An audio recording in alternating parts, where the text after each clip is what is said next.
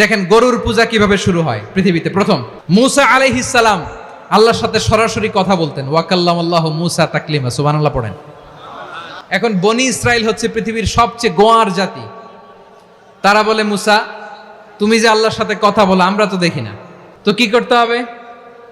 বনি ইসরাইল বলে, আমাদের মধ্য থেকে 70 জন নিয়ে যাইতে হবে তুর পাহাড়ে। ওরা আয়েশা যদি কয় হ্যাঁ আমরা শুনছি, তাহলে বিশ্বাস করব। কত বড় ডাকাত দেখছেন বনি ইসরাইল। এদের চেয়ে গোয়ার জাতি নাই। এত গোয়ার তুমি করেছে মুসা আলাইহিস সালামের সাথে। 70 জন নিয়ে গেল। মুসা আলাইহিস সালাম হারুন আলাইহিস সালামকে খেলাফা দিয়ে গেলেন, আল্লাহ ওনাকে নবী বানালেন। মুসা আলাইহিস সালাম বললেন, হারুন খবরদার, বনি ইসরাইলের মধ্যে তাওহীদের বাণী প্রচার করবা, ঐক্য ধরে রাখবা, বিচ্ছিন্ন হতে দিবা না। চলে গেছে। এইদিকে বনি ইসরাইলের এক দুষ্ট লোক ছিল, নাম সামিরি। সামিরি সবাইরে বলল, তোমাদের স্বর্ণগুলো ফালাও। স্বর্ণগুলো ফেললো, বনি ইসরাইলের স্বর্ণগুলোকে গলিয়ে সে একটা গরুর বাচ্চা বানালো। গোবৎস, কিসের বাচ্চা? দেখেন গরুর পূজা কিভাবে শুরু হয় পৃথিবীতে প্রথম। গোবৎস পূজা, গরুর বাচ্চার পূজা কিভাবে। সে স্বর্ণ গলি গরুর বাচ্চা করে জিবরাইল আলাইহিস সালাম যে জমিনে এসেছিলেন, ওই ফেরেশতার পায়ের নিচের একটু মাটি সে বুদ্ধি করে প্যাকেটে রেখে দিছিল। সে গরুর বাচ্চা বানায় স্বর্ণ দিয়ে গলিয়ে ওই মাটি এটার মধ্যে ঢুকাই দিছে বেলকি দেওয়ার জন্য। স্বর্ণ দিয়ে বানানো গোবৎস গরুর বাচ্চার গায়ে যখন সেই মাটি ছুঁড়ে দেয়া হলো, এখন বাছুরের ভেতর থেকে ভ্যাঁ ভ্যাঁ আওয়াজ আসতেছে। কি আসতেছে? সবাই তো অবাক। সামিরি বলে, আরে তোমরা যে 70 জন দিয়ে মুসা আলাইহিস সালামরে পাঠাইছো, ওইদিকে এত ঘুরতেছে, আল্লাহরে খুঁজে পায় না, আল্লাহ তো এটার ভিতরে ঢুকছে। নাউজুবিল্লাহ বলবেন না? তোমরা যে 70 জন দিয়ে পাঠাইলা, 70 জন নিয়ে মুসা আলাইহিস সালাম খালি ঘুরতেছে, আল্লাহরে পায় না। পাবে কেমনে? আল্লাহ তো, নাউজুবিল্লাহ, এটার ভিতরে সেজদা দাও। এই সেজদা দিয়ে গেল। আল্লাহর নবী হারুন আলাইহিস সালাম বললেন, খবরদার, এটা সুস্পষ্ট শিরক। আল্লাহ সব গুনাহ মাফ করে, শিরকের গুনাহ মাফ করে না, খবরদার তোমরা থামো। কে শোনে কার কথা? হারুন আলাইহিস সালাম বললেন, খবরদার, এই শিরকি কাজে তোমরা সংযুক্ত হয়ো না। তোমাদেরকে কি মনে নাই আমার ভাই মুসা আলাইহিস সালাম কি বলছে? আল্লাহ শিরক মাফ করে না, খবরদার শিরক করো না, আল্লাহরে ভয় করো। হারুন আলাইহিস সালাম তাদেরকে বুঝালেন, শিরক করো না, আল্লাহরে ভয় করো। শুধু এতটুকুই তিনি বুঝালেন, দাওয়াতি কাজ পালন করলেন, কিন্তু প্রতিরোধ করেন নাই, সশস্ত্র সংগ্রামে লিপ্ত হন নাই, বাধা দেন নাই। কারণ গৃহযুদ্ধ বেঁধে যেতে পারে। উনি ভাবলেন, আমি যদি আমার বাহিনী নিয়ে দাওয়াত দেওয়ার সাথে সাথে প্রতিরোধ করি, আক্রমণ করি, ওরাও আমারে আক্রমণ করবে, ব্লাডশিড হবে, রক্তপাত। এমন অবস্থা হবে বনি ইসরায়েলের মধ্যে, যেটা হয়তো আমার ভাই মুসাও কন্ট্রোল করতে পারবে না। সুবহানাল্লাহ কইবেন না? এক একজন নবীকে আল্লাহ তাআলা কি ইন্টেলেক্ট দিয়ে পাঠিয়েছেন। তিনি ভাবলেন, আমি দাওয়াতি কাজটাই করি, এটা যে হারাম এটা থেকে শুধু বারণ করি, কিন্তু প্রতিরোধ না করি। আমি যদি ঐক্য ধরে রাখতে পারি, বাকিটা আমার ভাই সামলে নেবে। সুবহানাল্লাহ। হারুন আলাইহিস সালাম প্রতিরোধ করলেন না। বনি ইসরায়েলের মধ্যে গৃহযুদ্ধ বেঁধে যাওয়ার আশঙ্কায় প্রতিরোধ করলেন না, আক্রমণ করলেন না, শুধু দাওয়াত দিলেন। ইন দা মিন টাইম মুসা আলাইহিস সালাম আল্লাহর সাথে কথা বলে যখন ফিরে আসলেন, দেখলেন বনি ইসরায়েলের অধিকাংশ লোক মুশরিক হয়ে গেছে।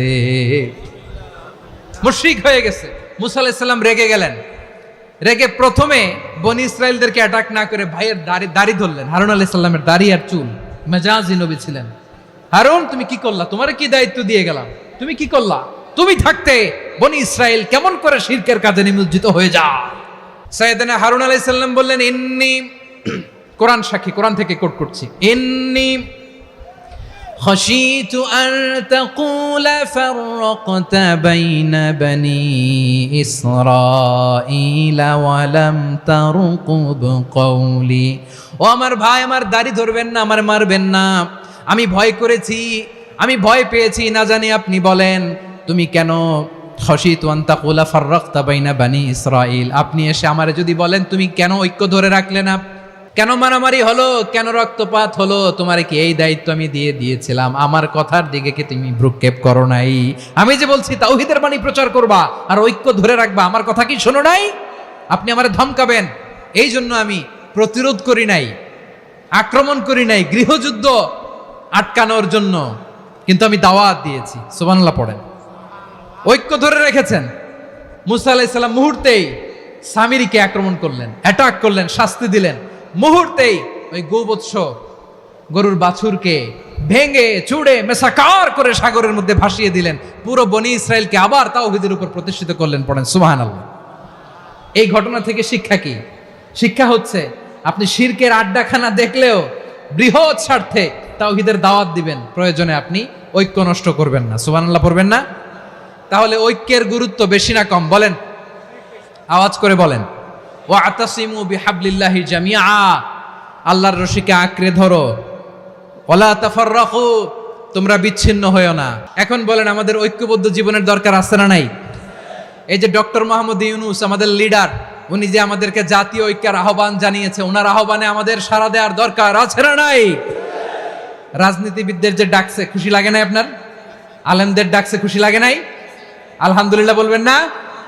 আলহামদুলিল্লাহ, সবাইকে ডেকেছে, ঐক্যবদ্ধ করেছে। আমরা ঐক্যবদ্ধ থাকতে চাই, আমরা ঐক্যবদ্ধ জীবন চাই, আমরা আর কাদা ছড়াছড়ি করতে চাই না। রাজি আছেন সবাই? এখন আমরা যদি ঐক্য নষ্ট করি, আমাদের কি কি সমস্যা, কি ক্ষতি, কি কুফল? অনৈক্যের কুফল কি? কয়েকটা কুফলের কথা বলে শেষ করব। প্রিয় ভাইরা, what are the drawbacks and disadvantages of division, social and political division in the society, disunity?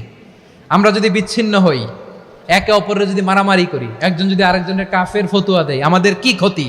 এক নাম্বার ক্ষতি হচ্ছে, আমরা যদি বিচ্ছিন্ন হই, আমাদের শক্তি কমে যাবে, আমাদের পাওয়ার আমরা হারাবো। আমাদের কি হারাবো? পাওয়ার। মনে রাখবেন, যখন আমি একা থাকি তখন আমি ব্যক্তি, যখন আমরা সবাই মিলি তখন আমরা শক্তি। এই শক্তি নিয়ে আমাদের সামনে এগিয়ে যাওয়ার দরকার আছে না নাই? তাহলে আমরা যদি নিজেরা বিরোধে লিপ্ত হই, আমাদের ক্ষমতা, পাওয়ার ছুটে যাবে। আমরা এই পাওয়ার হারাতে চাই না, ঠিক কিনা বলেন? রব্বুল আলামিন ঠিক তাই বললেন।